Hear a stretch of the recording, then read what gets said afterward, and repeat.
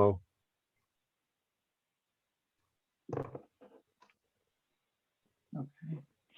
Excuse me. Okay, no alternate to seat. You have note, the 228, 3228 number, is that you, Vera? Yes. That's Hi, it. Yes. Vera. Maybe everybody will call me now. Yes. Let's see. Are any changes to the agenda? Yes, there suggested? is. I'd like to add 7.1, site plan modification for 348 Route 87. 7.1, and what is it again? Site plan modification, 348 Route 87.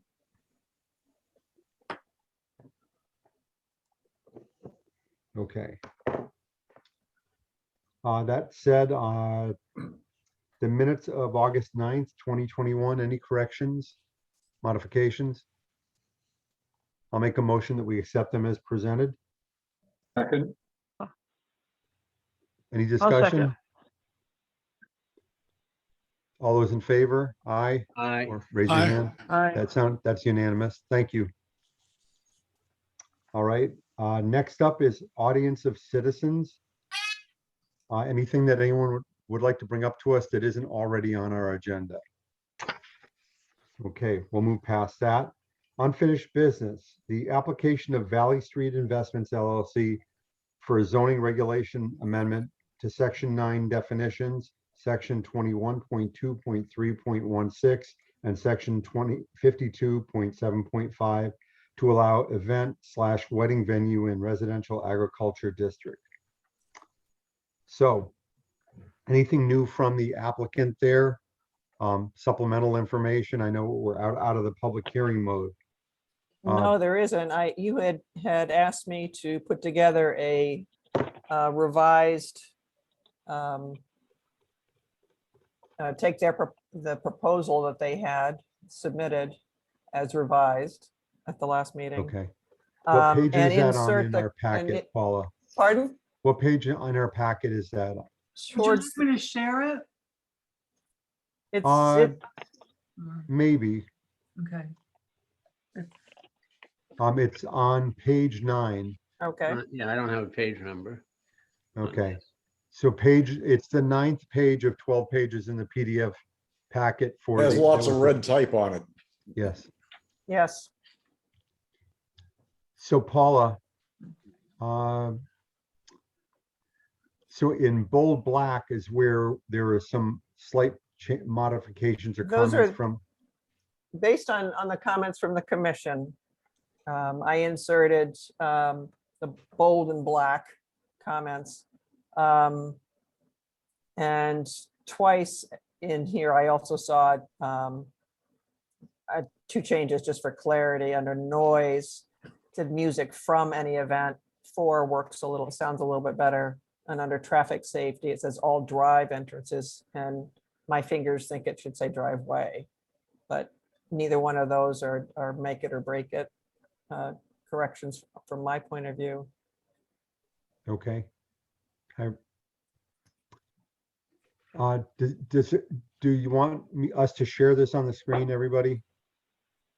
I have my copy. Okay, I have mine. you all good And I with have it? mine. All good. Rick's here. Rich is Okay. here. So going through here, anything that you would like to, there's a couple things in the copy that was sent out to us. We had talked about a maximum number of events. I don't think we had a consensus on whether or not we wanted to stick, if we accept this, whether we stick with the maximum of 15 as proposed by the applicant. I think there were compelling arguments both ways.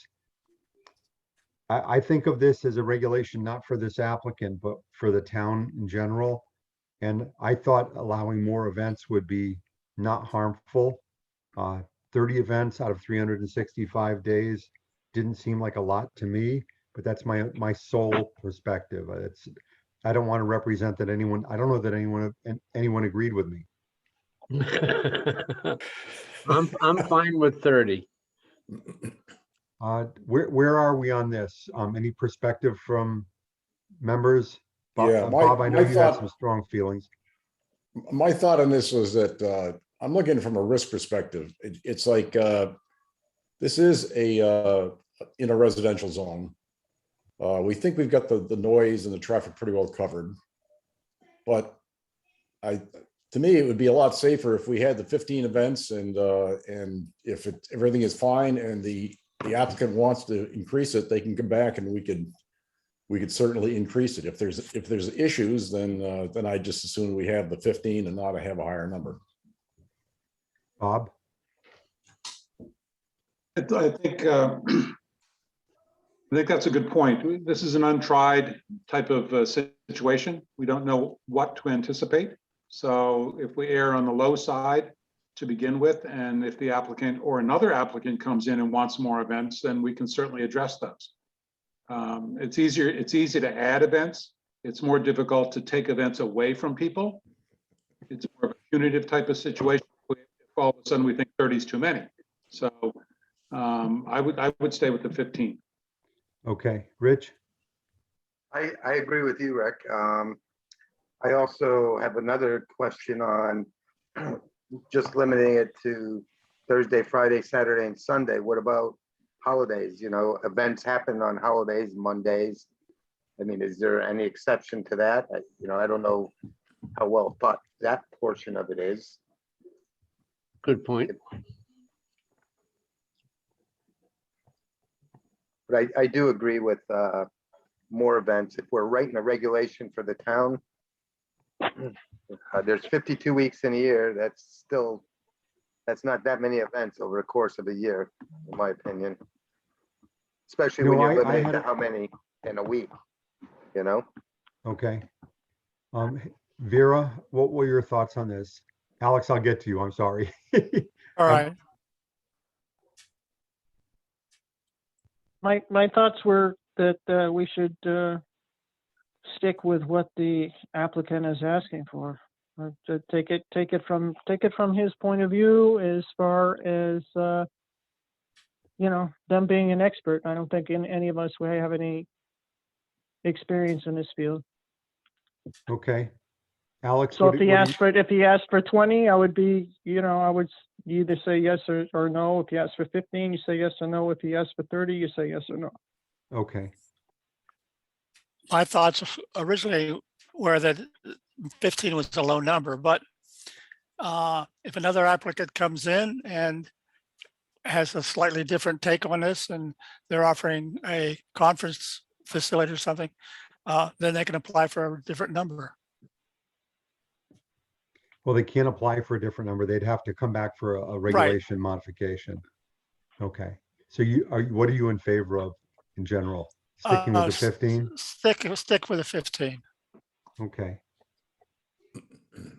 Okay, Based on comments that were made at the meeting 2 weeks ago, I added an item K. well, I don't think we've gotten past this issue yet. Let's No, just but it's, finish. okay. Okay, I'm sorry, what were you gonna say? I think it's pertinent. It just clarifies what the PZC can do with an application that comes in.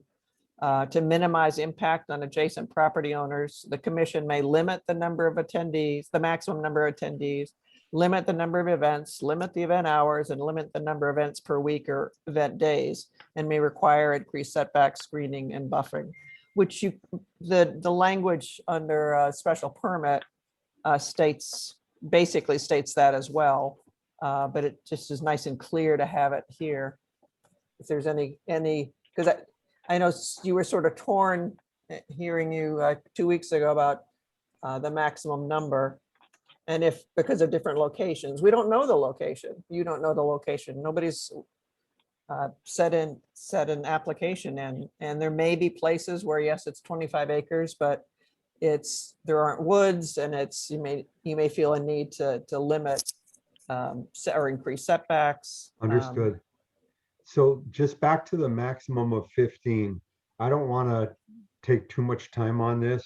Clearly, we're at 3 people in favor of 30 and the balance 4 people in favor of sticking with the 15. let's just agree to go forward with this at 15 then. That's okay with In the me. final draft, because that's where we are in terms of the balance on the commission. I think that's okay with me. And Paula's got me thinking now. Have they mentioned anything about maximum number of attendees? Yes, it's item C, 200. Yeah. The maximum number of 200. attendees per event shall Okay. shall I be missed it. 200, not including event staff. But there may be locations where, at a different location in town, you may feel that that's not an appropriate number. Now that that's brought up, does that seem like a lot of people to anybody else? Does to me. No? That's a very small Italian wedding. It's a very large Irish wedding. Okay. Bridegroom and minister. You Thank have you to- for- Yeah, I think you have to remember too, is that there isn't going to be anybody there like actually supervising. I mean, the ZEO isn't going to hang out there from Thursday to Sunday. Yeah. What about Rich's point about the holidays? How do we incorporate that or not? We'll get to that when we get to the days What of are the you week. shaking your head part of for, it. Powell? You don't like that idea? That's on the same line item as the days. Similar to days, Thursday, Friday, Saturday. So it's still. Yeah, I item know, C. but I mean, what about the holidays? I thought that was an interesting point that we haven't really talked about. Good Well, question. it'd be an interesting point to talk about, but it's not really part of the application. Okay, good point. I don't know, is it? Is it? No, No, it's not. It's not. It's Oh, not. okay. I didn't know, if it was something an additional, if it Yeah, had come up, but, something I additional keep they were thinking- asking for. I don't want us to forget, this is not just for this property. Great. yeah, I yeah, think- I'd like to see less having to come to us and go through all these things. If we can shore up a few things, then there's less regulation revisions, which can go on for a while sometimes,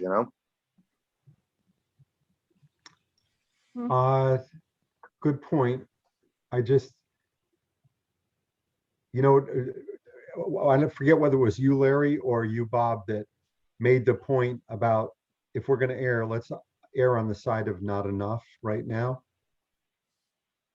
I think it's, because I was going back and forth between the 15 and the 30. And I could go either way with it. I just had a vision of facilities like this being corporate planning retreat centers for corporations that want to send a group of people for a couple days somewhere to meet off-site. And if they're looking for a wedding event right now, let's just approach it the way they approached it, my suggestion. So as far as worrying about holidays, let's not address that now, is my suggestion to this group. Just not address it. They can always propose another change or ask us to change it in our normal course of regulation. If we decide to approve this tonight, I would like to have a conversation with their representative and just say, we realize that this may need tweaking over time. And if you're not in a hurry to tweak it, and we can incorporate something as part of another batch of regulation changes, and we're in agreement with what you're asking, try and think far out on this if you need some help with this. I mean, we're just trying to help businesses in town. Yeah, I have a quick question. What's up? Is there something we can add in there? Suppose they get to the 15 events and they need one more event for the year. Would there be a way out for them to get approval for an additional event or something outside their scope? No, Okay, so. they'd have to come back for a regulation change, but Yeah. these events that they're booking are booked a year in advance. Yeah, well, there are weddings that come up a little quicker, and other things, but okay. Renting a $40,000 or $30,000 wedding venue, I don't think that happens on the quick. No, I'm guessing that's what they're going to charge for a wedding at a facility like this. That's In any event. usually a minimum of a year and a half out. Okay. Yeah, if we're gonna leave it at 15, let's leave it at 15. If we're gonna make it 30, let's make it 30. But at this point, I would defer to the majority on the commission, what your thoughts are. And not have an extended discussion, if you don't mind. So let's say we're gonna stay at 15. We're gonna leave the verbiage under E as the times that are proposed and the days that are proposed. Item G, there was just wordsmithing on Paula's part, changing from to the word for. Music shall not be audible beyond the property boundary. I think that's as simple and easy to administer as we could make it without needing decibel meters and such. Again, more wordsmithing, all driveway entrances under item I. I just want to go through everything that's changed from the meeting. And that, if not located on a state road at the applicant's expense, a traffic study shall be conducted by a licensed traffic engineer acceptable to the town planner.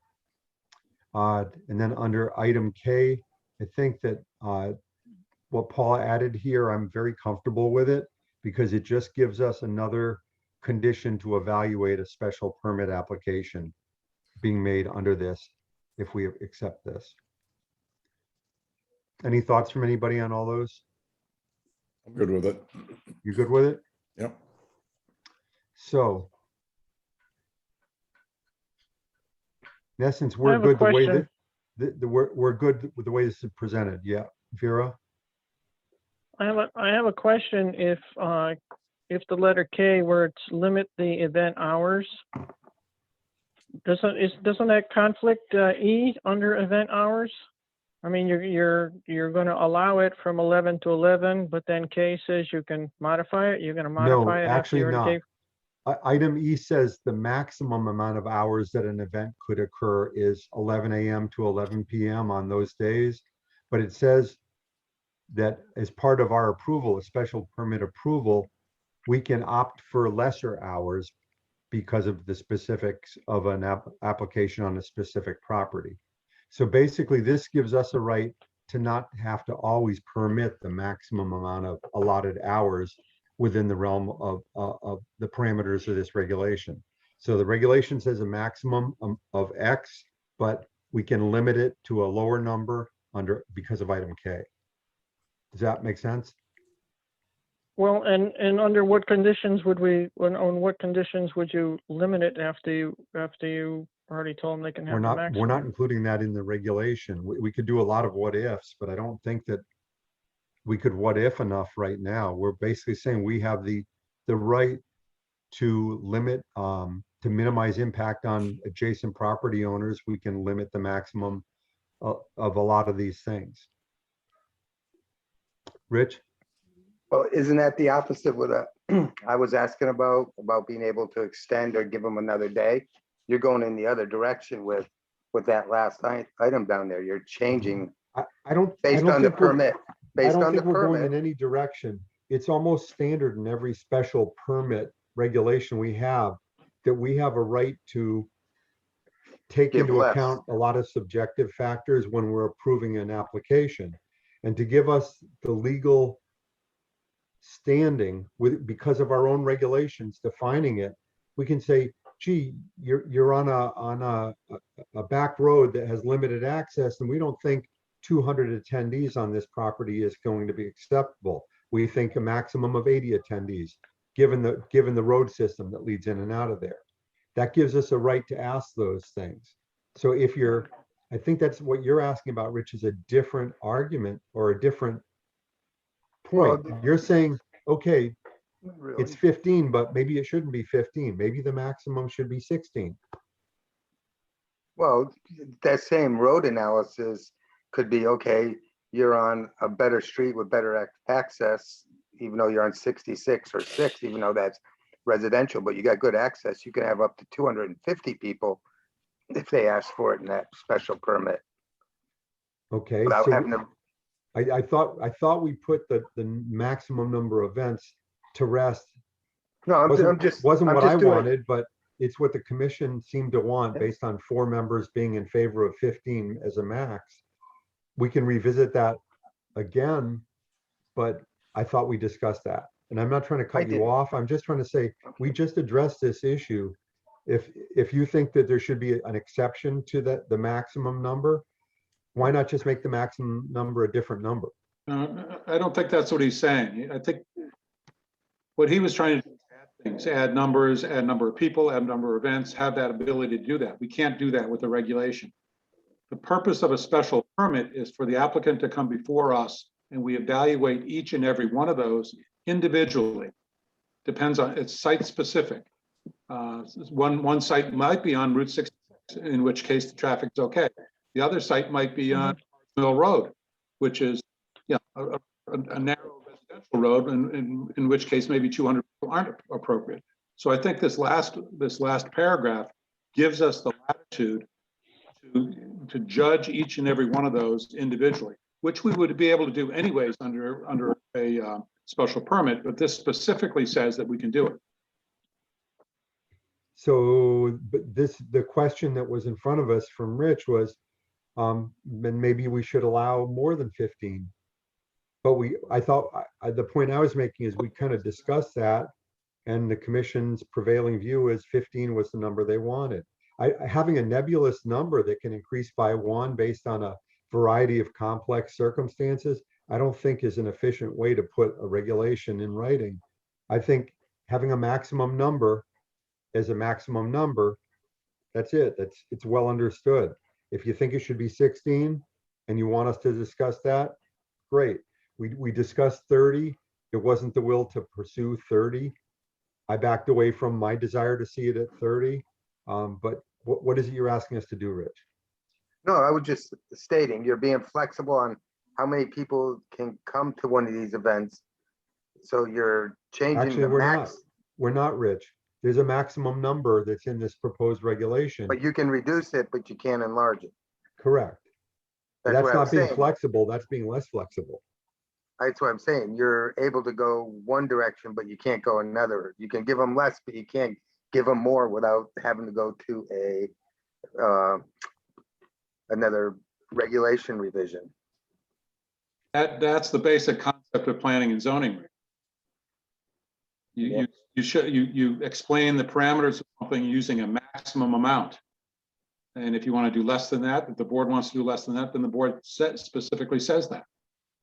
Okay, so that's kind of where we were with having more events. You know, they're requesting 15, then that's all they get. But even though we have a maximum of, for a round number 30, that's there. It makes it easier. If you want to vote on it, we already took a straw poll vote. There's 5 people that want 15 and 4 people that want more than that. Come on.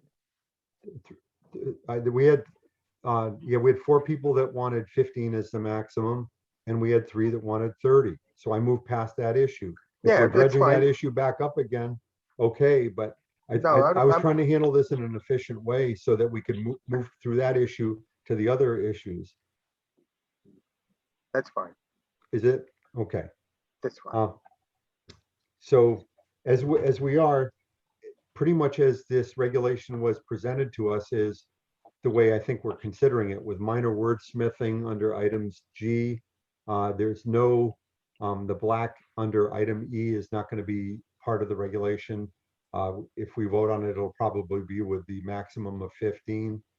There was some wordsmithing under item I. And then there was the clause that Paula suggested that we add item K, which I think is a good clause to have in here. Are we all good on item K? That gives us another layer of a justification for only allowing lesser numbers than what is in this generalized regulation, if based on site specific things.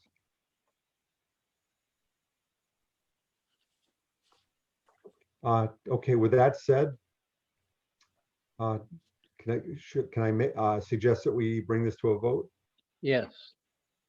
Okay, I'll make a motion that we accept the regulation as modified and presented to us tonight by our town planner within the packet? I have a question, Rick. Sure. Since we have modified the applicant's application, should we not present it to the applicant first? I don't think it differs much from their original application. I think of the changes as more wordsmithing. You've added section K, which is a new section. Okay. My feeling is there is no need to do that. They've asked us to consider a proposal. What's the commission's thought on that?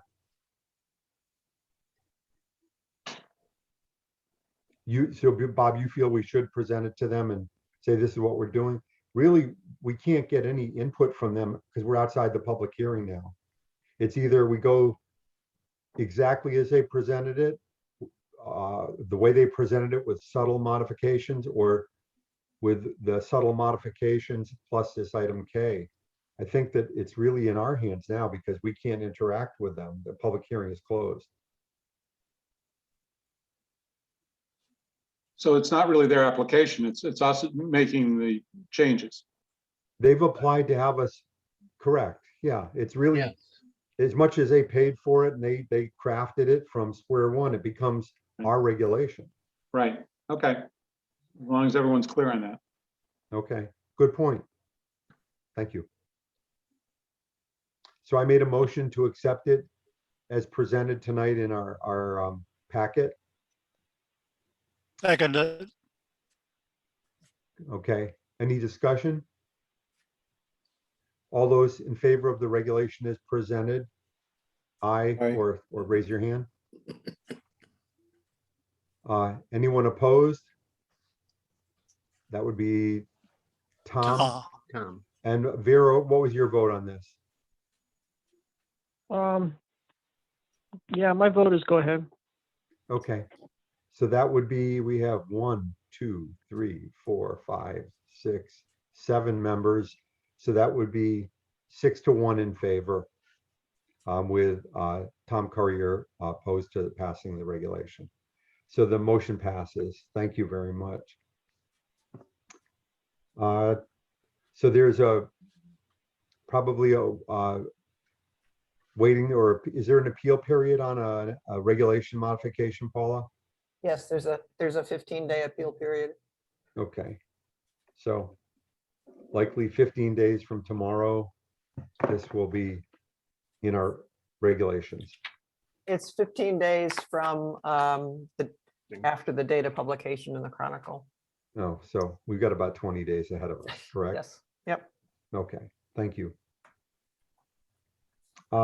Next up, under new business, item 7.1, site plan modification for 348 Route 87.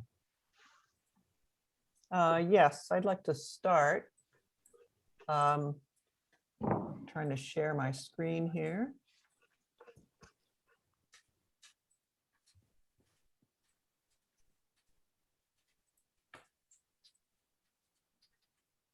Can everybody see? Yes. The Tabors own a house on Route 87. The address is 348. On the bottom picture, I'm pointing to where the town center is. So it's going south from the town center. There's this house here. And that's the other, heading south. That's what the house looks like. The pavement is about 10, 15 feet away from the house. The actual front line, property line of the house is at one point, it's about an inch or two, and another it's less than an inch. So it's sits right on the property line. The Tabors, Walter and I have been talking about this property for a while.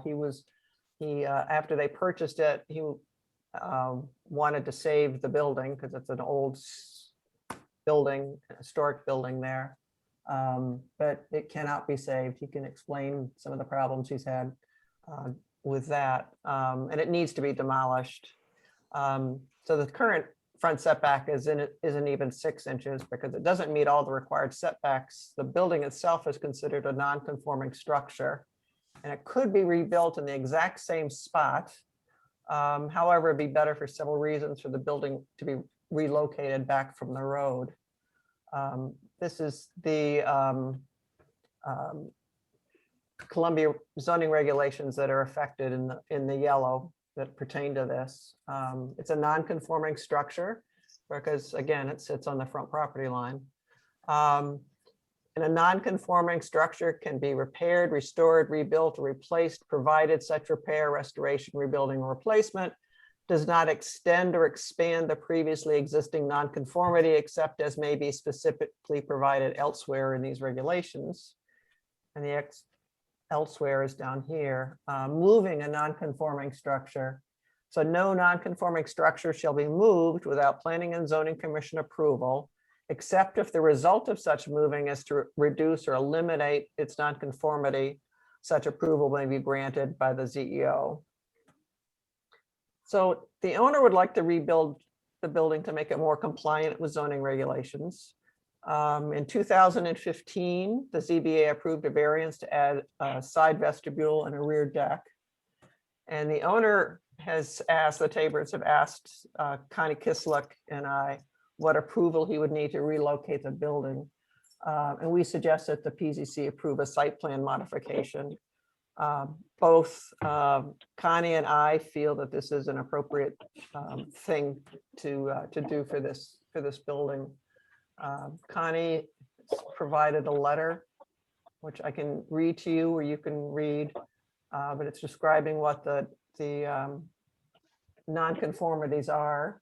And I'll read the last paragraph, which is, it is my opinion as the zoning enforcement officer that trading the existing almost 50-foot deficit in the front property line setback with a 20-foot deficit in the front setback and a 15-foot deficit in the rear property line is prudent for the following reasons. Increasing the front yard will increase safety for future property owners entering and exiting the front door.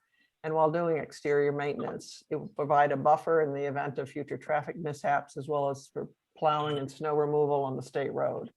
Relocating the structure will allow the owners to make a financial investment in the property with the knowledge that it can be recouped. Finally, the modified location of the structure will improve access for fire protection and emergency services, offer better sight lines for exiting the property, and be in harmony with the neighborhood while preserving and enhancing the appearance of the community.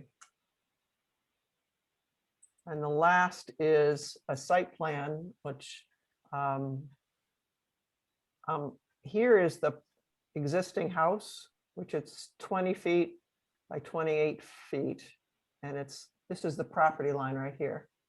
It's basically sits right on the property line. What the Tabords would like to do would be to move the house, which move is theoretical. It's demolishing the house and rebuilding it.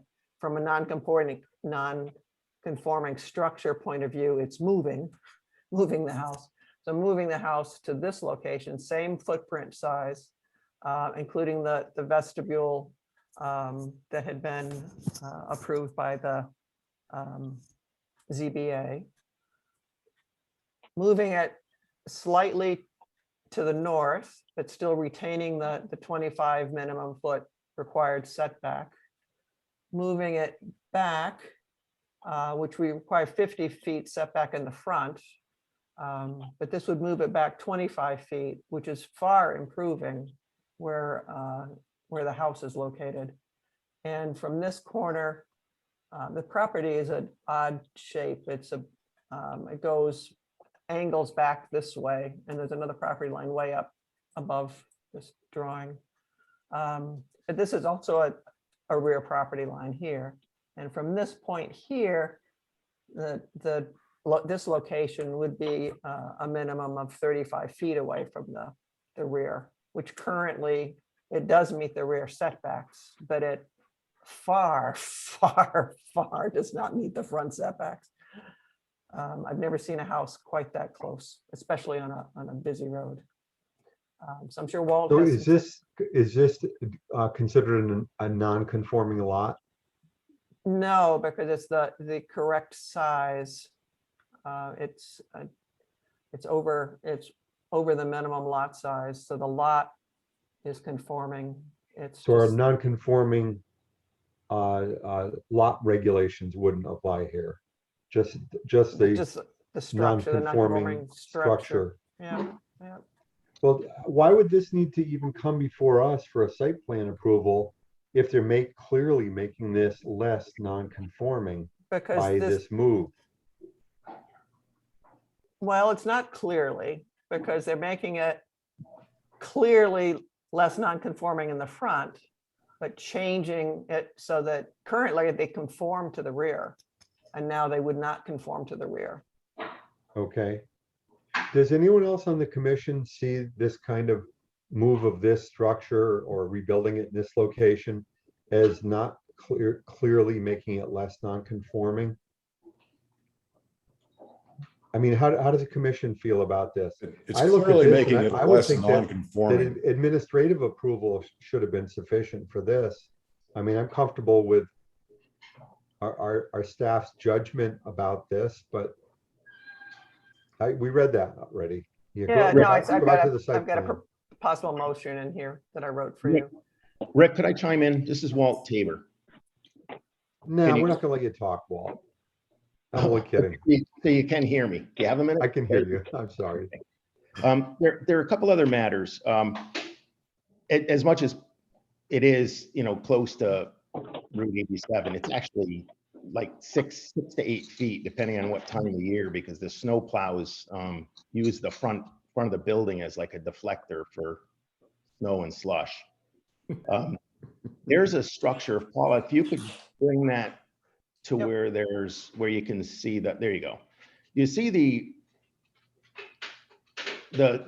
foundation that Paul is delineating there? Yes.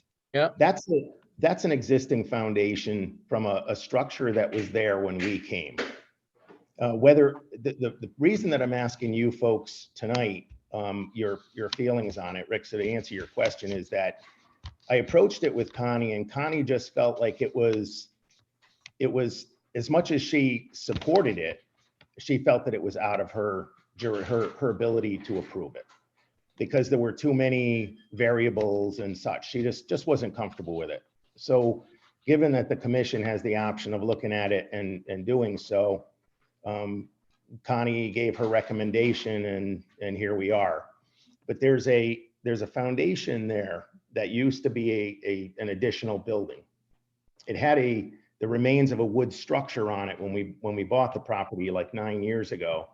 And for safety reasons, we've taken the wood structure off. The existing foundation is still there.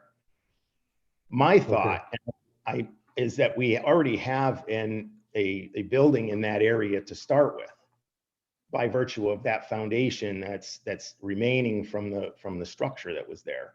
No different than if we took a house down and the foundation was remaining while we decided what we were going to do. We're not asking for complete use of that area or to reduce the rear yard that much.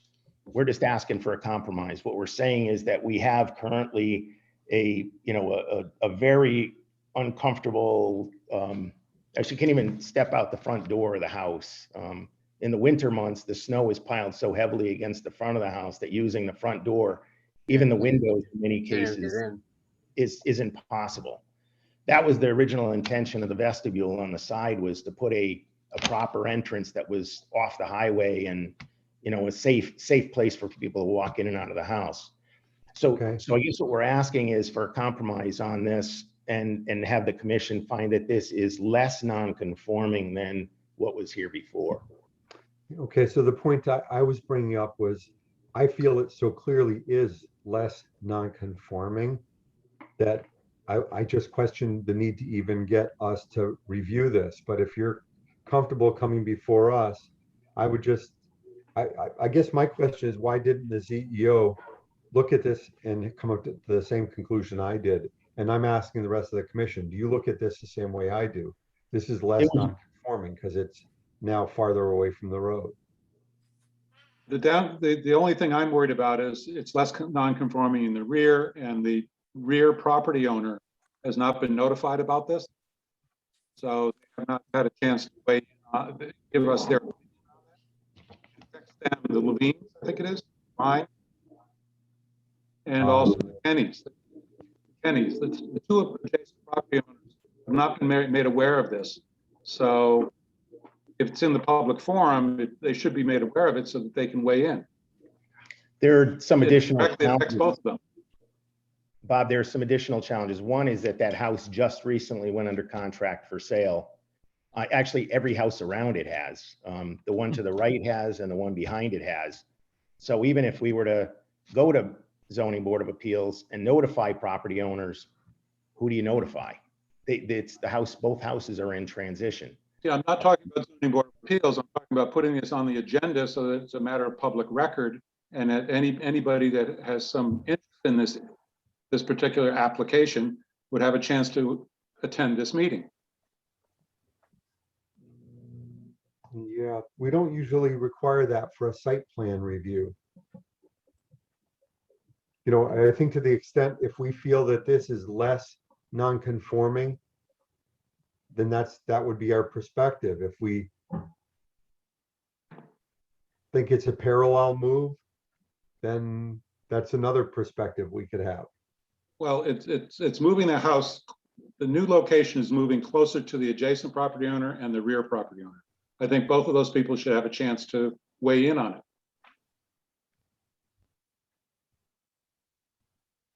Okay, I hear you. Anyone, how does everyone else feel on the commission? Well, I understand what Bob's saying.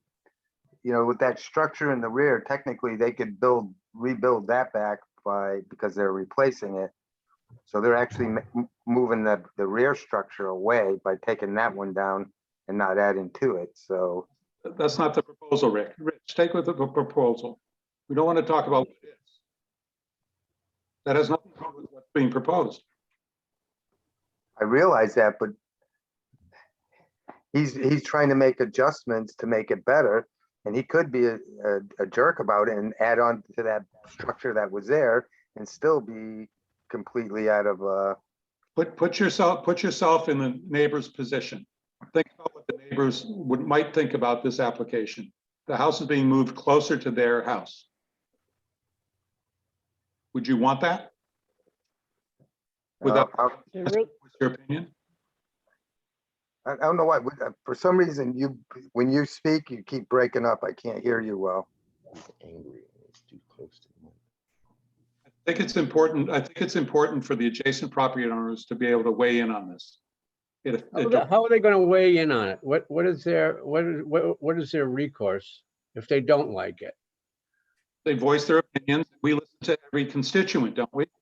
Okay, but we can still do what we feel is best for the. Yes, we can. All I'm worried about is legal ramifications because they have not been notified.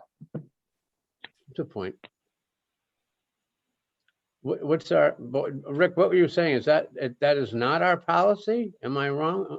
Well, this is not a special permit. This is a site plan review, and we don't Right. normally publish to adjacent property owners for site plan reviews. But we usually put it on the agenda.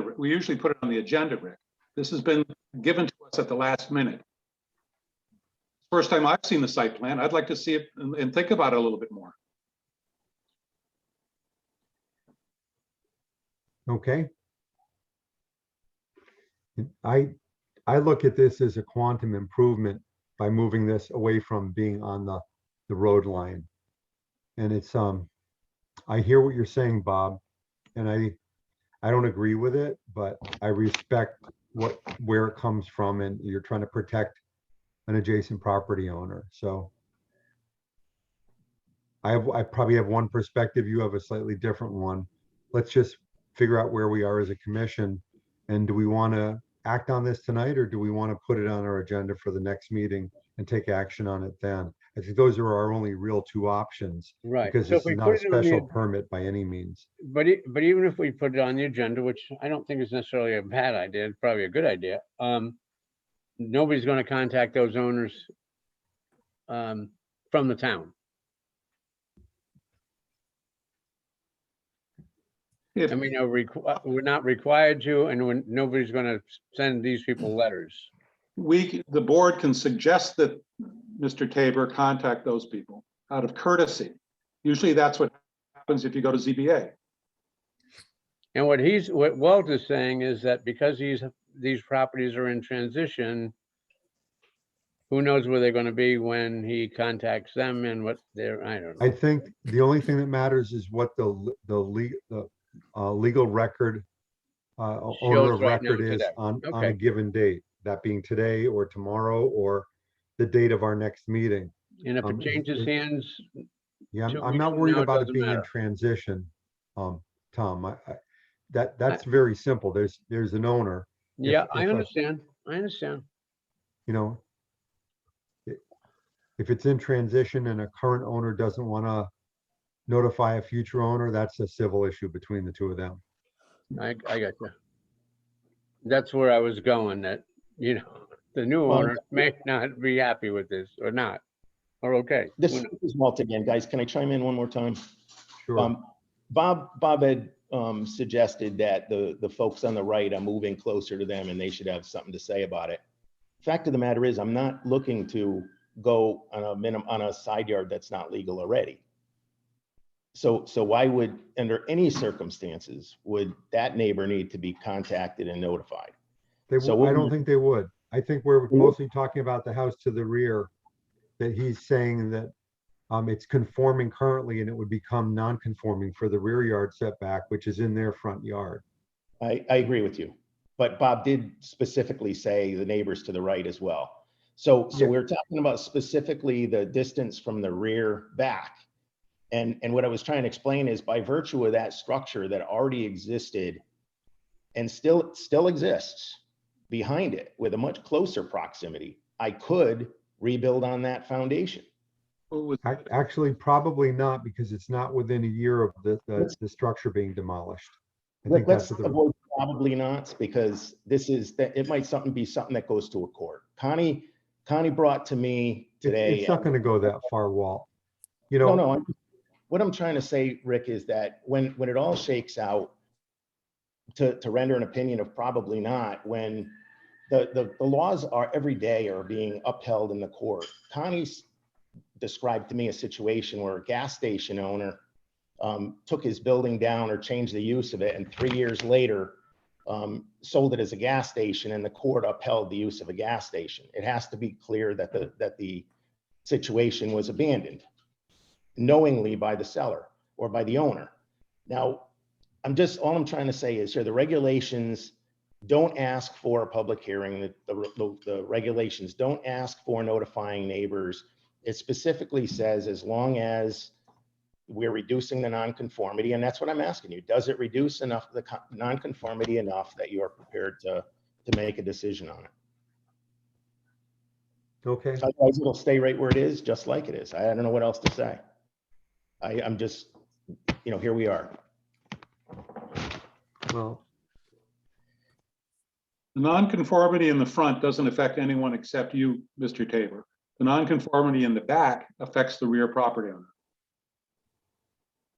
It affects the neighbor who put their driveway on as a trespass, Bob. Look at the plan. The neighbor behind it has a trespassing driveway. Did they really care to ask me about that? I The gravel driveway? We're getting off. There- I'm not sure that has any bearing on what we're talking. Thank you, Bob. I guess just saying, my let's question, follow I mean, what are Let's we specifically required to do under these circumstances? Rick? well, we have the option to modify a site plan without notifying adjacent property owners. That's what our legal right is. Bob's bringing up his perspective about what he think would be what he would like to see us do, because this is moving a structure closer to a neighbor in the rear. But that's not in our purview here under this situation, is it? Oh, I don't know if it's not in our purview. We could always suggest to Paula to write them a letter saying that we're discussing this for the next meeting, but Could they, Bob, could they Hold on, stop give me a us? second. Could Give me they- a could they- second. Let me finish, please.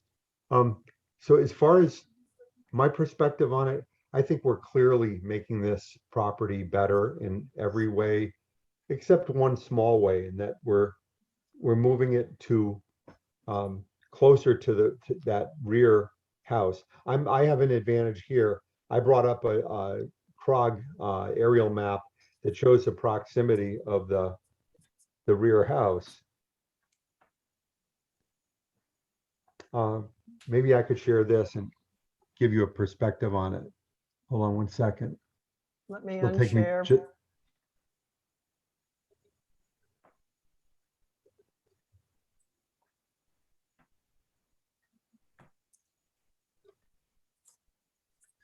I'm in the process of connecting through my separate computer, so you'll see a separate request come in. You can also go to Google Maps and get it pretty easy. Ariel, come right in on it. Okay.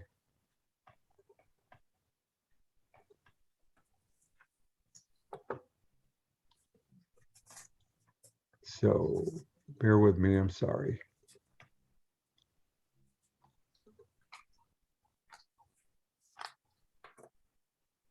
Flo, you should see another request coming in from me. Okay.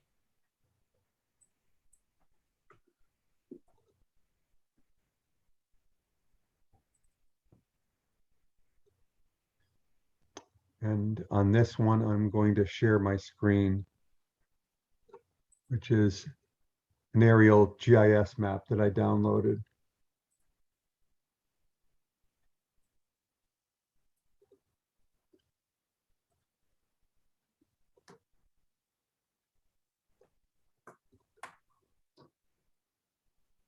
Okay, so here is, so as you can see here, Walt's proposing to move this house back, and is it just back, Walt? I don't have the plot plan in front of me. It's back and slightly about 10 feet to the right. Okay. To the right as you're looking, so From closer Route- to this Well, lot line here? Let me clarify. The reason that we were moving it to the right was it was a question of how the rear yard would be measured, because it's a rear yard to the point where it meets the corner. Then it becomes a side yard. It's an very odd situation. It's hard to interpret. And that's why we were moving it 8 feet to the right. If we don't need to move it to the right, I don't care about moving it to the right. It's just a matter of we were trying to do it in such a way that it would meet the regulations. Well, Because- I'm comfortable. So here we have this house here that it probably doesn't quite conform with the front yard setbacks. This is 61 feet, so no, it might just meet the 50-foot setbacks here. But that being said, I'm comfortable giving approval to move this back. I just don't see a need to go to 2 weeks from now. That's my perspective. Bob, you have a different perspective than I do. I respect yours. Why don't we just go around the room and see what everyone's thought is, whether we want to move on this tonight or you want to defer it for 2 weeks. And I would say if we defer it for 2 weeks, we would ask Paula to mail a letter to the current owner of that property to the rear, and just to the rear. I'm not worried about the property to the right. I don't think that this impacts it in a way that would necessitate or even advise notification. But I'm comfortable moving forward with an approval tonight of the site plan modification. But if that's not the prevailing will of the committee, let's follow the will. Can we go around the room? Want me to go first? Me first? Yeah, Bob, go ahead.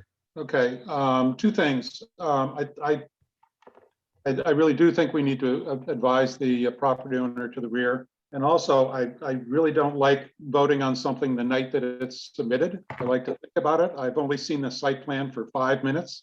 I'd like to go out and look at the site, try to visualize what's going on and spend more time reviewing this thing. I think it came in at the last minute and I don't appreciate that.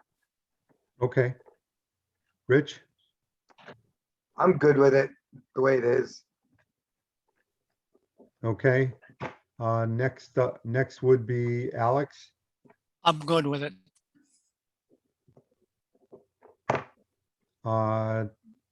Let's see, we have Vera, I'm good with it, Rick. Tom, Tom, Were you asking for me? yes, I was asking for you, Vera. Oh, okay. Well, I don't want to interrupt, Tom. I don't see any harm with putting it on the agenda for just a standing till 2 weeks from now. So you go for 2 weeks. And Larry, I think you're the last one. Yeah, I'm okay with it as it stands. Okay. So we've got 2 members that think we should wait 2 weeks, and we have 5 members that think that we're good to approve the site plan modification as presented. So that said, I'm going to suggest that we just take a vote on it tonight. Rick, can you close off your screen so I can pop up a motion? Sure. I have to figure out which mouse I'm doing it.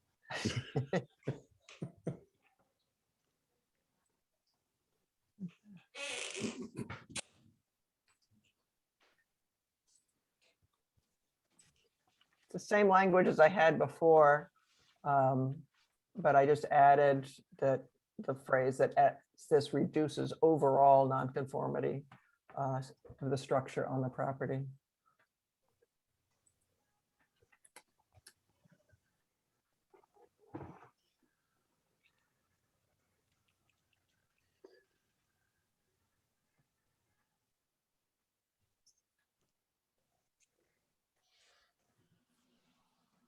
So this is an approved site plan that It we're was a- going to modify? Yes, it was approved by the ZBA. Okay. All right, I'll make a motion that we approve the modification to the approved site plan for 348 Route 87 to allow for the existing building to be demolished and rebuilt to increase the front setback to 25 feet, side setbacks to a minimum of 25 feet, and the rear setbacks to a minimum of 35 feet. As this reduces overall nonconformity of the structure on the property and authorizes the CEO and PZC chair to document the modification with a signed letter for the file. Seconded. Okay, any discussion? I have one question. The new building that's going to be built has to be in the same configuration as the existing building, correct? It is my understanding, yeah, it can't exceed the envelope of the current building in the area where it's non-conforming. In that area where it is conforming, that limitation is just the zoning regulations. So to the extent that it's within a conforming area, a portion of it, maybe the front section of the building closest to the road, maybe it has to either not exceed the current envelope or the regulations. I'm not sure there's a place near the road where you could put a building that's an inch bigger than this, literally, and not have separate. There may be a slight area where you could increase on the left-hand side of the building.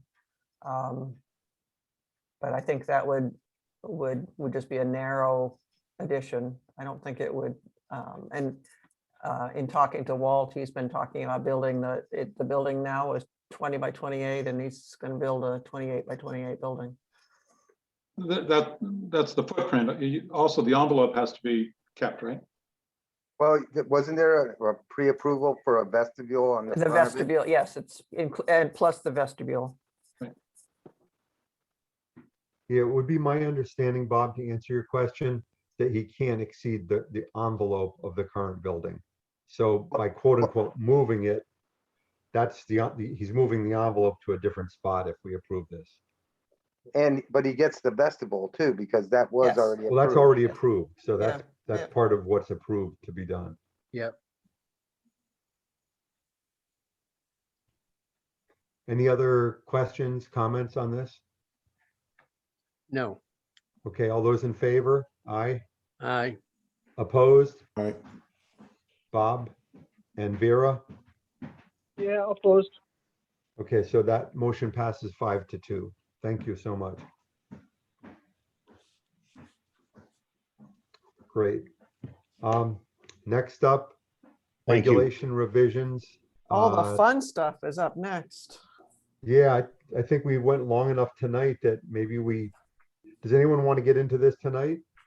No, Oh, No, And some things will just happen if you don't take action. I mean, it's totally your call. I gave you guys homework 2 weeks ago. yeah, right. Because some of these things are gonna, we have till like October 1st to make, all right. For some things, yeah. Yeah, you're right. Yep. And you did Why tell don't us you to go read over- it. Why don't I you go used to over- teach at UConn. I can assign homework. Paula, Yes. why don't you go What's the over cutoff items date? A through E, where, October 1. what the dates are that Hmm. are applicable? So the recreational cannabis, it's a year from now, or a year from July 1st, that anybody could open an establishment. However, the concern is from attorneys that somebody could rent a retail space for the purpose of cannabis and just not open for a year. So what towns are doing there's other concerns with some of the manufacturing apparently is pretty obnoxious aroma wise and not in a getting high way, but in a chemical way to abutting properties. What some towns are doing are deciding to prohibit this as a use, all of this as a use, and then later on figure out what they want to do with it. If you do nothing, it's on the books. You can also allow just some of this. So, as far as recreational cannabis, it would break down into the retailing of it and the manufacture of it. And the growing, and which the growing, I don't think has been an issue. And cultivating, I don't think that's been an issue in terms of abutting properties. But and I know Rich, you had said last time that the fees to open are astronomical. yep, They only are if you're expanding, you already have a dispensary or you're a grower for the medical marijuana, and you want to get into this field. Those, if you're existing, they put a really, really high $1 million fees on because they wanted new folks to have opportunities. So the open license for a retailer is $5,000 for the provisional license and 25 for a final license, 25,000. So it isn't, they're high, but they aren't astronomical unless you're an existing, which we don't have any existing in our town. So let me throw this out to the commission.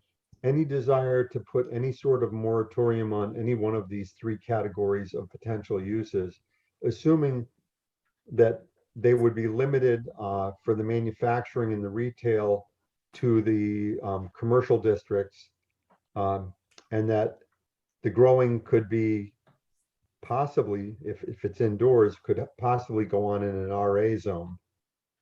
Or outdoors could be an RA zone. Yeah, I don't think they can grow this outdoors and conform with the regulations. Oh, It's all okay, grown okay. indoors. Yeah, I believe all cannabis has to be grown indoors in this Indoors, state. okay. Yes.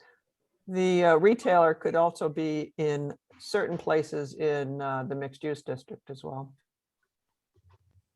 The way the moratorium works, it's the same, it's the same process as establishing a new regulation.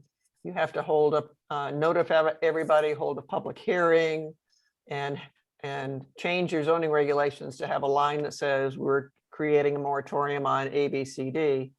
And by statute, that automatically expires. I think it's either 6 months or in 12 months. So it gives you some time. The other option is just to prohibit everything and then take a deep breath and over the next 6 months or a year, decide which ones of these that you would want and where you would want them and then allow them. I have a quick question. Which one did you say gives a heavy aroma to the neighborhood? Manufacturing, apparently. Okay, not a dispensary. No. Dispensary is just dispensary is a medical Yep. dispensary, yeah. Or a We place ha- you can sell it now, right? Right, yeah. We have one in Wyndham and it's been fine. No, I don't have a problem with a dispensary. It could be some kind of good use for that strip mall that has next to nobody in it. Would make a good anchor store. You'd probably get a good bakery or munchie shop open up nearby, help support it. But, I'd hate to see us lose out to something that could be a good income for Yeah, our only strip mall. and what, I don't mind. but a it could be moratorium. anywhere. We can't say you can only be in, I know that. Yeah, I'm just yeah. saying it's an option yeah, that would be yeah. there. I can understand the manufacturing and the growing until that's all pretty well Yeah, established. yeah. But I think the big thing is gonna be the retail side of it. No. That's, The retail side, and initially, the problem that Massachusetts and other states, when they first opened up, is it was a traffic nightmare. I don't think the actual business is an issue. I went to college in the 60s. I'll leave it at that. I don't feel that the selling of this is an issue. I mean, some people have problems with it because they feel it's just increasing the, driving under the influence opportunities. But I don't know. But I don't, That's that has not within the nothing to realm do of with our us. purview. Yeah, I Um, don't have a lot of concern about retailing of it. And I think of this like when Krispy Kreme first opened in Connecticut selling their Yep. donuts. yep, Nobody proposed Krispy Kreme regulations to limit the amount of Krispy Kreme donuts we have access to. And I don't say that with any smugness. I really don't. And I know it sounds funny. I don't mean it that way. What the only concern I have out of retail manufacturing and growing is if there is in fact noxious odors from manufacturing, I don't want them to go in next to a valued commercial user and have them driven out. I've seen that happen. There was an injection molding company that had most of the tenants leave in the building that they operated in because of the solvents they use. It permeated the building. So that's just something I don't know about. I have no desire personally to impose any restrictions on where in our limited amount of retail space we have, they could propose a location. And if they need to control traffic, then It that would fall may on be a our side. temporary thing. Yeah, the problem in Massachusetts is those 3 or 4 towns that had them early on. So that's where everybody went. And the traffic and accidents, and it was quite a problem for those towns. I don't know that we'd be high on anybody's list, but the state is allowing each town up to 25,000 people to have one. If you have population, you can have one of all of these, one each. And if you have over 25,000, you can have a second one. We're attractive because I think Wyndham already has somebody who I think is going to be the retailer here in Wyndham. So Columbia is handy. It might be advantageous for somebody to have a store Okay. nearby. So just let me go back over my perspective, and I'd love to hear from all of you. If we were going to do something, I wouldn't want to control where they could be from a retail standpoint. the manufacturing, I would clearly want only to exist in a commercial / manufacturing area, not in a residential zone. And that we may want to see some sort of temporary moratorium so that we can investigate the potential implied negative possible impacts. As far as growing, because it's an indoor operation, I don't think we should probably limit that to our commercial zone also, because it's really becomes, when you start growing indoors, I just, to have a large grow operation in a residential neighborhood, I don't know that we want that, but those are my perspectives and solely mine. Any thoughts from any of you on where you stand on these three main topics? I I agree agree. that as far as growing, it takes a lot of electric power. A residential area might not even be suitable for a commercial scale growing. And yeah, manufacturing, if there's any issues, I just assume keep that at bay until we have more information and find out what exactly is involved. And as far as a retail shop, I'm okay with having a retail shop in a retail zone. I don't see a problem with that.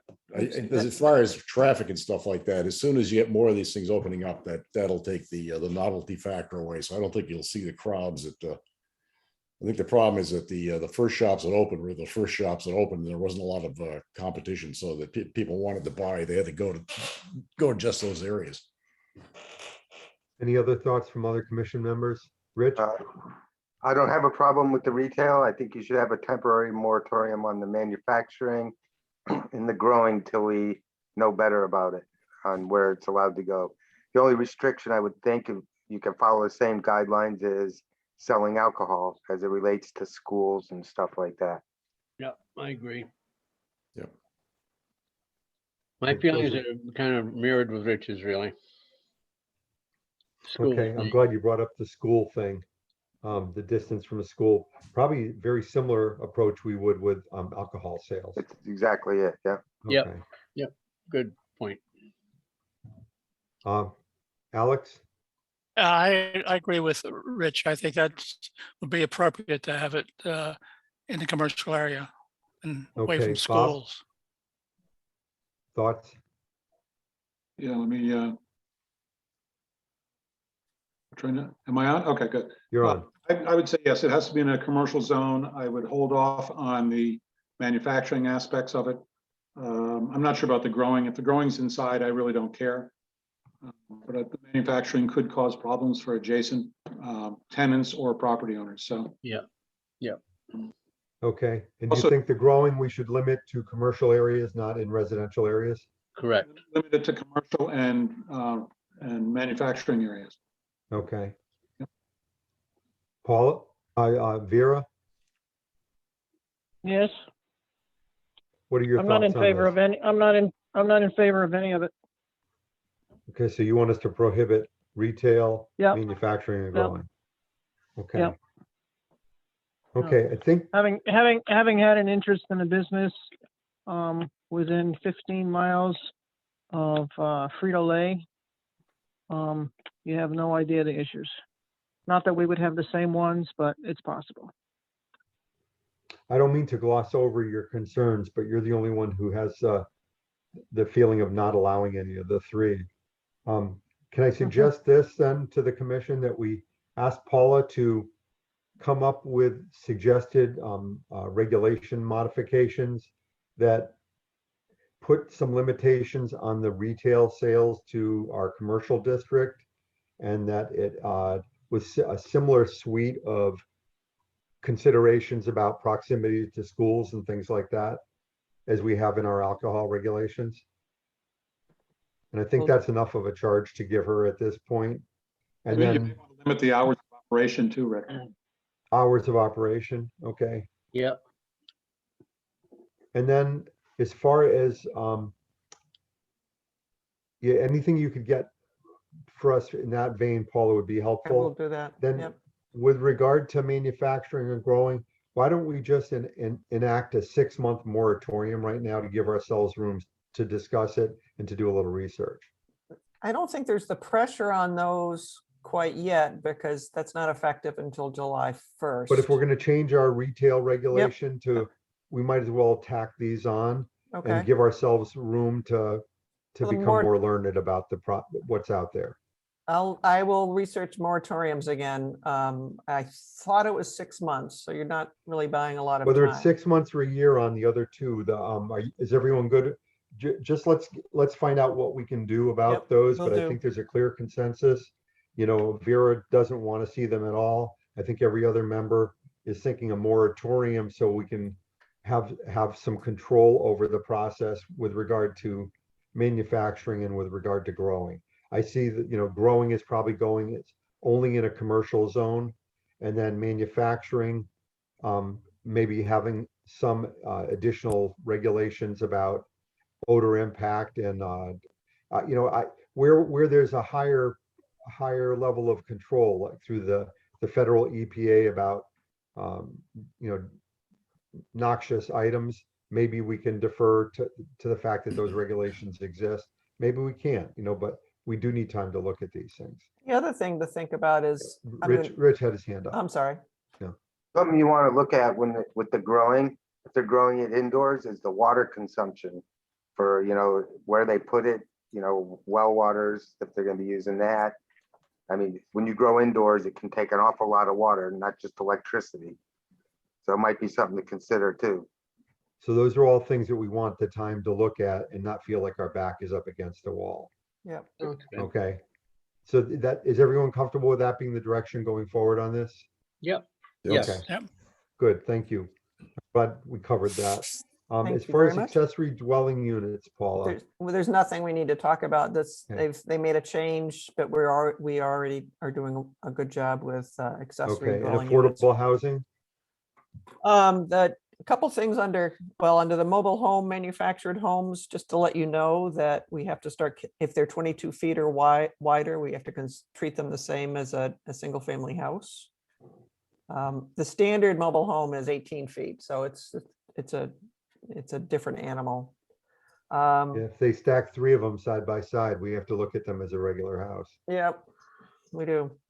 The minimum floor unit of a dwelling is gone out the window. We currently require, if it's a 1-floor dwelling, 1,000 square feet. If it's 2 floors, 750 on the first and a total of 1,250. That, as of this coming January, that's not applicable. It's whatever code says is the minimum, which code technically says you need to have a house, a bedroom or a bed, sleeping area, kitchen, cooking area, and a bathroom area. And you can do that in like 320 feet or something like that. So we might see very small houses.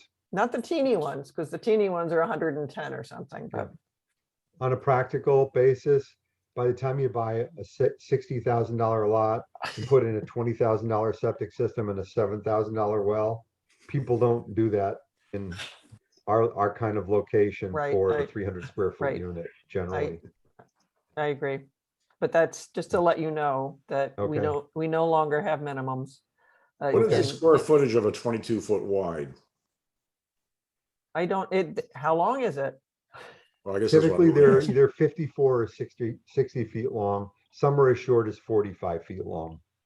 I think some of this is, this was affecting 169 towns. Some towns don't want manufactured houses because they think of them as mobile homes. And manufactured houses are not necessarily a mobile home. So I yeah. think that's part Yeah, of no. this reason. Actually, just the distinction is if it has a steel undercarriage, it's a mobile home. If it, and it goes over the road. If it has a Right. wooden framed undercarriage, then it's considered a manufactured or modular home. But some towns won't let you build that. Weird. Not Columbia, but so that's not going to affect us, but just the mobile homes, I just wanted to let you know about that one. So they've changed the parking requirements for dwelling units. We require 2 spots for each dwelling unit. We cannot ask for more than uh, 2 parking spots for all others and once, if it's a 1-bedroom, just one parking spot. I don't think it's really an issue. You can opt out of it. But I'm not sure it's going to create a problem, maybe around the lake, but I don't really think so. Okay, so that's So- under item D, the multifamily housing. No, that it's page 1 under still on page 1, under accessory, under item B. Item C, I'll move on, affordable housing plan. We have to adopt by next June 1st, a plan that specifies how we're going to increase the number of affordable housing developments. And we have to update that every 5 years. What's the Work more definition of hours to get affordable affordable housing? house. Affordable housing is not low-income housing. It's an average worker, maybe a teacher or a nurse would be able to afford to live. Affordable it's high. It's not low income. But we still, every single town, even towns that have more than enough affordable housing, still have to write an affordable housing plan, and your plan has to talk about how you will increase the number of affordable housing developments. Don't get me started. Can this be part of the plan of development, Paula? No. Because that's every 10 years. I know know. how. Pardon? What we gotta do is get the state of Connecticut everybody's business so they can work more and they can afford a know. house. I know. Good point. Good point. I've Yeah, started right. drafting it. I think we can come up with an appropriate regulation to address this. It's 1 paragraph or less. Well, it's an affordable housing plan, and I've started drafting it. Yeah, can you keep it to 1 paragraph? No. You have to go Two? through some statistics and show what you have and what you need and all that kind of stuff. Let me talk with you about that. Okay, I just think this is one of those things that whatever we have to do to be compliant with the law, let's do it. I agree And that is 100%. it. I agree 100%. However, if they disagree, well, the town can lose grants. Not if Who's they? 169 towns say no. They're not. Who They're is not. they, Paula? Huh? Who is they? The regulations, State legislature. the state legislation, yeah.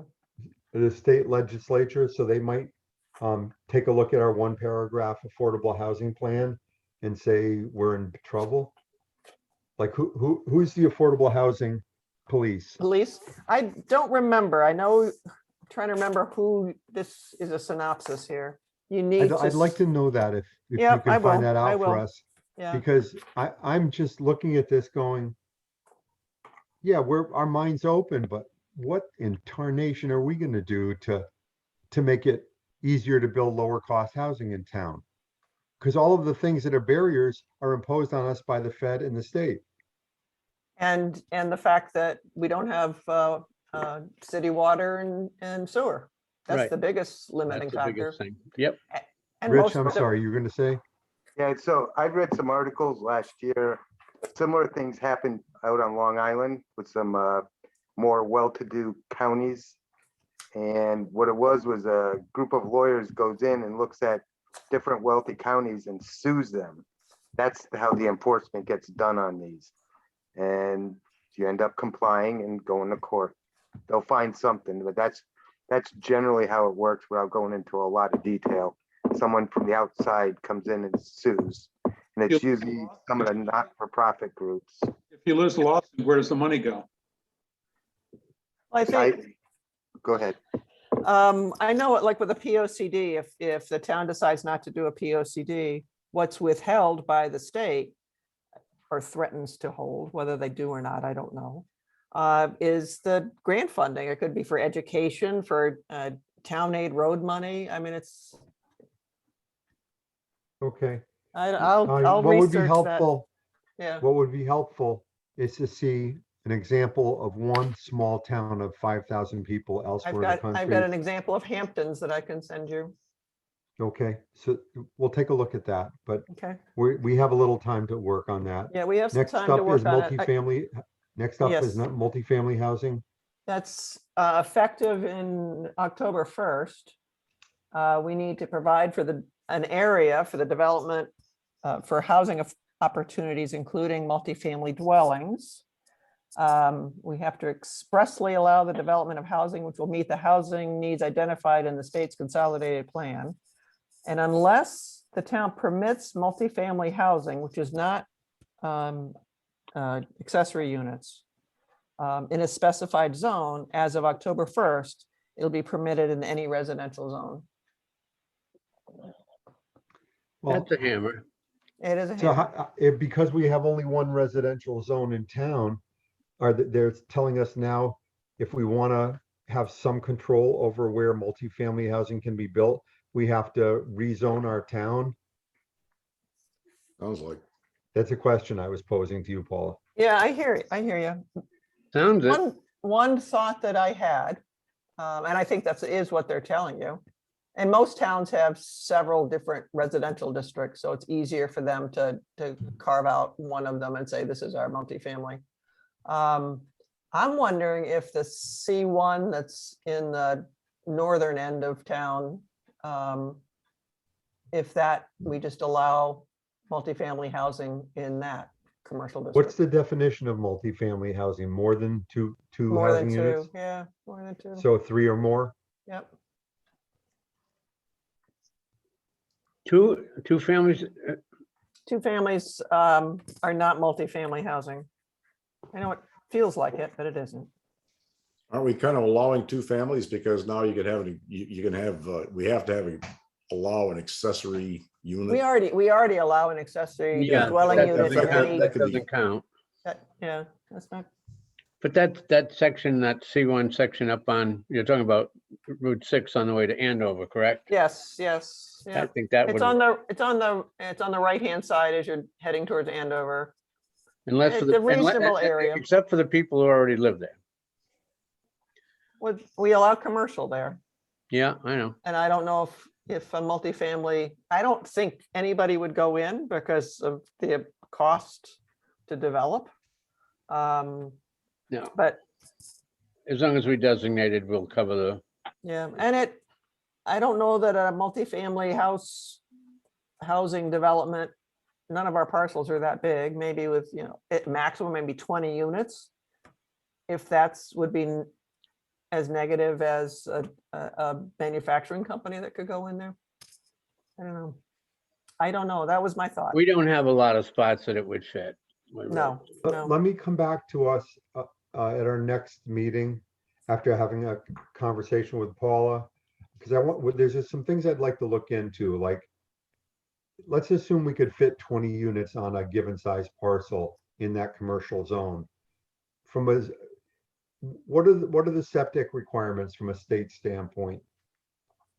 I don't think anything will happen because of the requirements by the state for septic and well and separation. And that number of units would take state approval, which is a year's worth of approval, waiting for approval.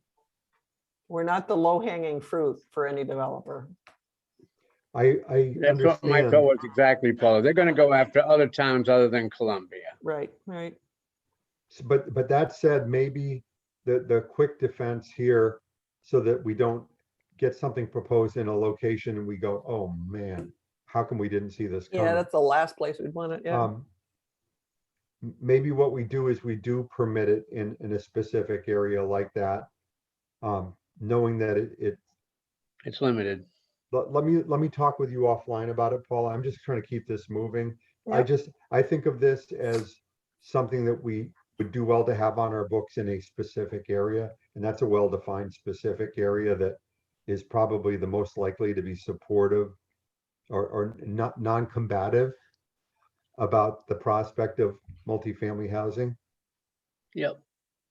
Good idea. We're still going to have our 35-foot height limitation. So there's not going to be any 7-story skyscrapers built out there. And the density of use is such that it's never going to be economic to go high and taller when you have land that sells for the price it does in Columbia. I think you have to be careful of designating an area that is not developable. Yeah, I think you're right. I think there are parcels in there that are developable. For multifamily. Yeah. Okay. Well, I mean, financially, probably not. But I No. don't think there's anything in town that's would financially be. I'm talking about physical attributes, you know, can you, does the land perk, for example, is there enough room for septic system? Right, All right, those things. We can't designate an area that is not developable. right, Somebody- correct. No, I'm not proposing that we do that, Bob, but I'm proposing that we do have something specific that's an existing zone, that we allow it in that particular zone. And that, you know, that's probably a very defensible thing. You know, Rich, I know there's a couple of very large parcels for sale right in that area. I know you know that. That could probably handle, it, especially if you combine them. Okay, Well, that's what they were thinking about doing years ago. Remember, Paula, when they were doing that corridor along the 4 towns? Yes, And yeah, they were gonna do community wells and community Yeah. septic, and that would go along with that type of thing. both of Okay. which take years and years to get approved. Correct. That's why we're still 7 or 8 years down the line and Yeah, nothing's been and done with because that. we're, developers are gonna go where the low hanging fruit is, where they can easily make money. And Yep, where the that's not a sewers were already criticism in of and- them, that's just. the so truth. conceptually allowing it in a location like that out there may protect us from them plunking it down in another place in town that we would obviously come up with a perspective that isn't best from a planning standpoint. Right. Okay, I'm gonna move on from this. I'm gonna talk with Paula about this. Character, Character is, it's probably the longest dialogue here, but it's a fairly simple thing. You cannot deny anybody because of the character of the neighborhood, because apparently I know we never do, I've never heard it here, but some communities are probably trying to keep those people out by saying your project doesn't meet the character. And depending on who you are, those people could be just about anybody. Some people, they have different opinions of who those people I don't think are. we've ever applied character to a character. I don't think so either. I think you've We've been very applied character to a use that is out of character in a correct, neighborhood. correct. Character's become a 4-letter word. Yes, it has. So we use the word character 22 times in our zoning regulation, and I figured out how next time we're doing a zone change, we'll just change the language. Get rid Instead of of it. residential character, it's residential use. Physical characteristics is a fine thing to say, which when you say character, you're talking about the density and the scale of the buildings. And I've never heard you apply it in any way other than meaning that the physical attributes, but it's not what our regulations say. So that needs to change. Okay, I'm gonna move us I'm past done. this. I'm done. Okay, we're not gonna go over subdivision regulations. No, we're not. Communication and reports, anything? I have a short one. Right after our last meeting, I got in touch with the United States Solar Corporation, who's the firm that's been talking to the town and with the Tabors for a solar farm on the winery. And gave him a copy of the application. He had already acknowledged back in beginning of July that he would need a zone change. So I sent him the application, told him how to fill it out, what we would need, told him he didn't need to make copies, that we'd take care of that. And gave him timelines. If you get it to me by this date, because I thought there was urgency, if you get it to me by this date, we can have the public hearing on this date, et cetera, et cetera. And I didn't hear back from him for a couple of days. And then he wrote me last Monday, the 16th, and he said, "Thank you for the help last week regarding the regulation amendment and special permit application instructions. I wanted to let you know that we were waiting on final Eversource results before submitting our application, which may take a month or two longer.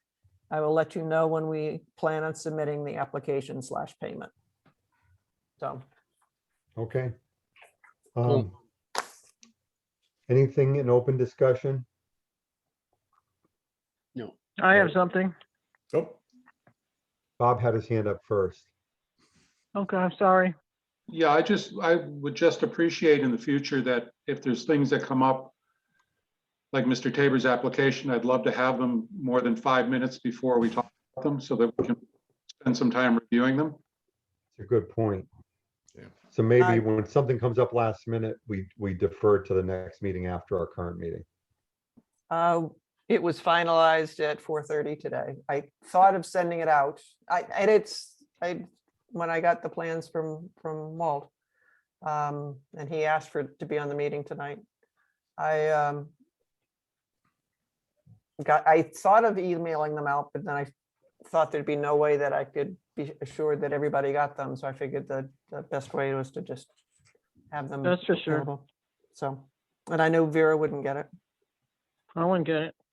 Not at that So- last minute. No, I would not get it. Yeah. I,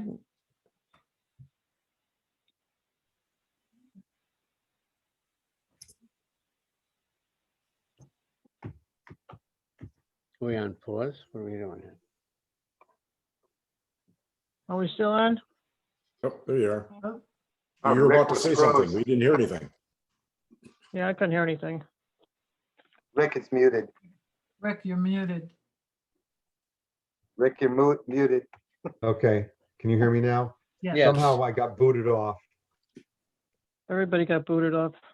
Okay, I had a question. Vera, ZEO report, when we're gonna get something? not this meeting. I'll Oh, follow I up. know that. Okay. Is there any reason, Is there any Yeah, I'll reason for a follow up with report? Just we Connie. haven't had one for a while, that's all. No, he was talking about the next one, but that's okay. okay. Anything else on open discussion? Paula, is there any reason to go into executive session? only if you received something from Mark I Walter. did not. Then Okay. under open discussion, I would like to bring up, I'm working hard to pick the right words for this. When we had Mr. and Mrs. Kabala, based one step away from harass the commission by trying to require us to go through the audience of citizens when they had nothing to say. At our last meeting, they called me out on skipping over audience of citizens. They made us go back into audience of citizens. I said, okay, yes. They said, well, we don't have anything to say. It was bizarre. The other thing, Rick, was that they wanted each of us to identify ourselves. Yes. Actually, I don't have a problem with that because typically we sit with our names when we're in meeting in person in front, so they know who. And when there's a lot of people on this thing here, if you don't know who the zoning board, you might not be able to discern them from members of the public. That's the one drawback with Zoom. There's no separation. Rich, I Or- don't or- disagree or- with you. Hold on one Huh? second. Rich, I don't disagree with you, but we all know them by their voice. They know all of us by our voices. This is I a know, very but- small community. It was just an attempt to be difficult. I understand I'll that, go but on the from- record, a recorded meeting saying that. And you know, nothing I'm gonna do differently. And if they want to hold our feet to the fire, I just wanted to comment that that's just unnecessary, the way we do things. We can disagree on things. We disagree. We never harass each other here. I understand. I'm only saying about the names. There's other battles we can fight than over that with them, if that's the case. I don't propose that we argue or fight on anything, but when they are clearly attempting to just be disruptive in a meeting, I'll call them out on that. Yeah, my thought on it, Rick, was in the 10 years that I have been here, I think it's 10 years, I have never seen them attend a meeting before. Has anybody else seen them attend a meeting before? Half a I- dozen. Yeah, I Half see. a dozen. Oh, He'll yes. attend them. He does. They're pretty involved on a regular basis. Not, With not, things in not town. on, not on planning and zoning. No, Not on I've planning seen- and zoning, but on coming to the budget vote Right, and, but and that's not speaking planning, out. that's, I was highly insulted by their behavior, I'll be honest with you. And Vera, was- not to I disagree, wasn't. Vera, let me finish. They go to Yeah. all the budget hearings and they go to other meetings, but my experience with them here on planning and zoning is, I can't remember the last time they were at it. Now, I don't know what their bugaboo was at last meeting, but I felt it was totally inappropriate to the point where I was contemplating sending you an email, Rick, to have them, I would write them a letter and say that behavior is not acceptable. But it is, unfortunately, Bob, Tom, excuse me, Tom, it is acceptable. I'm really Judy, If so they don't want to worry hold about it. our feet to the literal, our feet to the flames, Well, and that's, it was a minor issue, but it was just an attempt to be disruptive. And you know what, if I see it coming, I'll head it off. That one was, I just want to get over with the meeting. We were already, what, 2 hours into a meeting last yeah, I time? know, I know. And it was, I haven't used the term I wanted to use to describe what it was because it would be inappropriate to say that in a public meeting that's being recorded. And my It was feeling about was, busting something. my feeling was they haven't raised the pay for this job that we guys, us people do voluntarily in a long time, to my knowledge. So, I mean, I just thought it was very inappropriate for them. I don't know, my I pay didn't like being, doubled I from don't like last being, term to I the don't like prior being, term. I don't like being a punching boy just because they're in a bad mood. I get it. I just wanted to bring it up. I just wanted it to be noted that I found it problematic. That's all. And I just want to share You're it with being you. nice. And I'm glad that you guys had a chance to voice your feeling.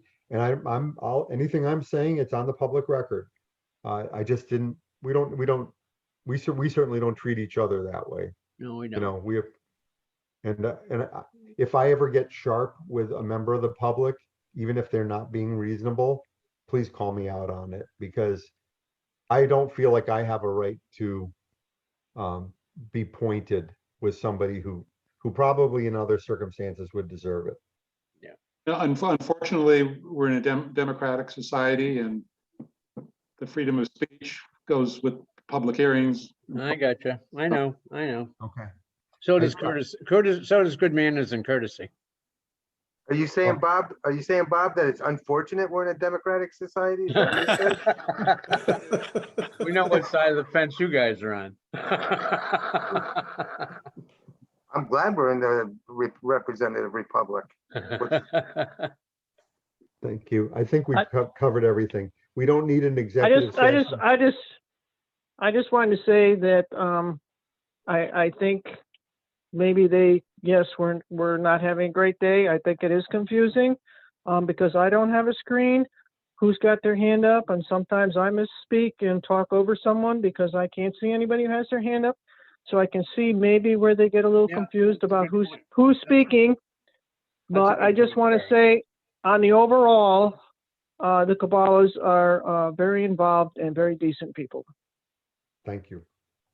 That was always my experience prior to our last meeting. I And I'm agree. going to assume that it will always be that way going forward. Yes, I think we should drop it. So I'm going to make a Okay. motion that we adjourn. Done. I'll second. Is Everybody that second that. unanimous?